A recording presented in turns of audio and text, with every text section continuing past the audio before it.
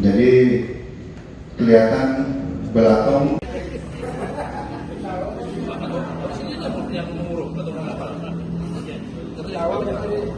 Warahmatullahi wabarakatuh. Selamat pagi, salam sejahtera untuk kita semua.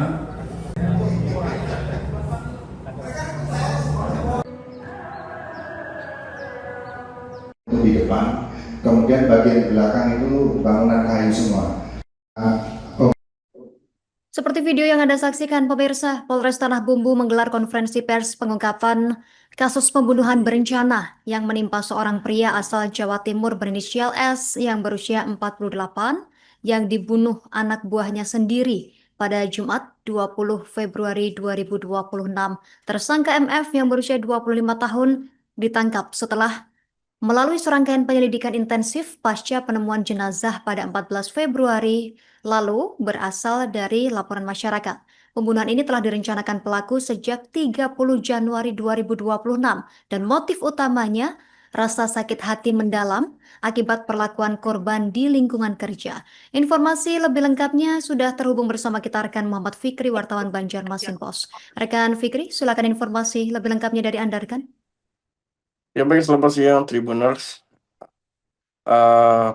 Pada Jumat 20 Februari 2026 kemarin, Polres Tanah Bumbu menggelar kegiatan konferensi pers terkait pengungkapan kasus pembunuhan berencana yang menimpa seorang pria asal Jawa Timur berinisial S berusia 48 tahun yang dibunuh oleh anak buahnya sendiri.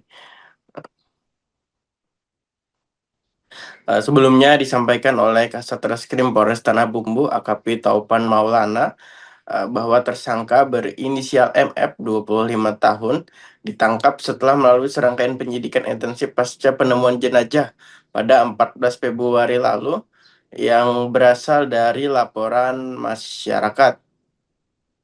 Tersangka diamankan di pinggir Jalan Serongga, Batu Licin pada Senin lalu tanpa perlawanan berarti oleh petugas.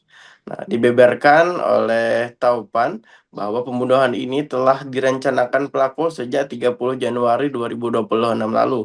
Dengan motif utamanya adalah rasa sakit hati mendalam akibat perlakuan korban di lingkungan kerja. Pelaku mengaku sering ditegur dengan kata-kata kasar, dilarang bermain ponsel saat bekerja, hingga diancam upahnya tidak akan dibayar oleh korban. Berdasarkan fakta penyidikan, pelaku menyerang korban secara brutal, menggunakan sebilah parang saat korban baru terbangun dari tidurnya pada pukul 3 waktu Indonesia Tengah. Pelaku menusuk dada dan punggung korban secara berulang hingga dipastikan meninggal dunia. Hasil forensik mengonfirmasi adanya luka tusuk yang menembus jantung korban. Selain menangkap tersangka, polisi juga turut mengamankan sejumlah barang bukti berupa ponsel, 1 unit sepeda motor, dan uang milik korban. Atas perbuatan tersebut, MF dikenakan pasal berlapis, yaitu pasal pembunuhan berencana dan pencurian dengan kekerasan. Pengenaan pasal pembunuhan berencana ini didasari fakta bahwa MF telah menyiapkan sebilah parang sejak 30 Januari 2026, di mana keesokan harinya pada Sabtu 30 Januari 2026, atau sekitar pukul 3 waktu Indonesia Tengah, MF menyerang korban yang baru saja terbangun dari tidurnya secara membabi buta. Luka tusuk di punggung yang menembus jantung menjadi penyebab utama kematian dari S. Fakta yang lebih mengerikan terungkap, MF ternyata sempat tinggal dan tidur di dalam rumah yang sama dengan jenazah korban selama 1 minggu pasca pembunuhan. Karena di rumah itu hanya tinggal berdua, selama 1 minggu pelaku tetap berada di sana dan tidur bersama mayat dalam satu rumah yang sama, disampaikan AKP Taupan Maulana pada saat konferensi pers beberapa waktu lalu. Sifat sadis pelaku juga terlihat saat ia berusaha menghilangkan jejak dan mengambil keuntungan.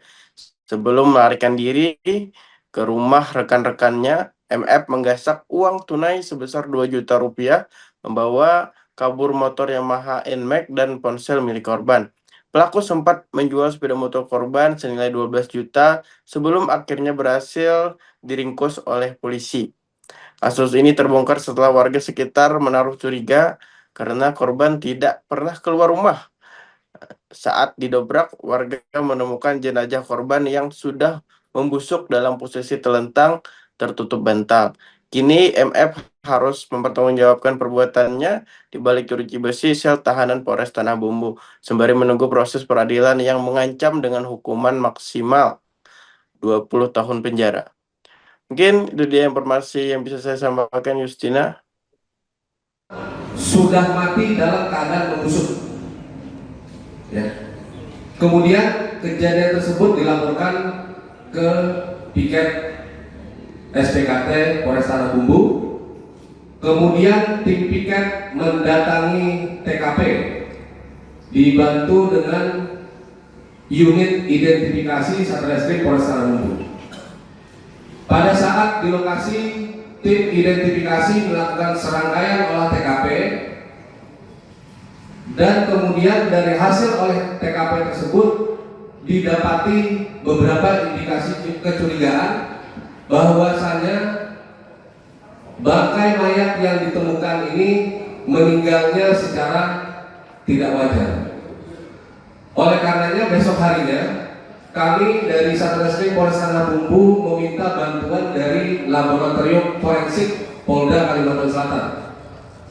Kemudian oleh tim dokter Laboratorium Forensik dilakukan pemeriksaan dengan menggunakan metode otopsi, yang mana pemeriksaan ini kita sebut dengan scientific crime identification, ya, atau pemeriksaan dengan metode saintifik. Jadi kelihatan belatung.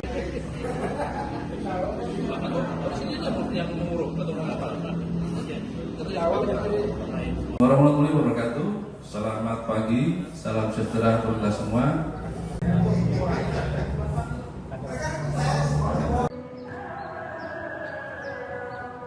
Di depan, kemudian bagian belakang itu bangunan kayu semua. Bangunan mungkin sangat efektif terjadi pelapukan. Jadi kita berhati-hati untuk melangkah. Kemudian selanjutnya untuk di sekitar TKP ada di bawah kasur itu terjadi foto tampilan tampak depan. Jadi bangunan ini terbuat dari kayu. Download Tribun X sekarang, menghadirkan lokal menjadi Indonesia.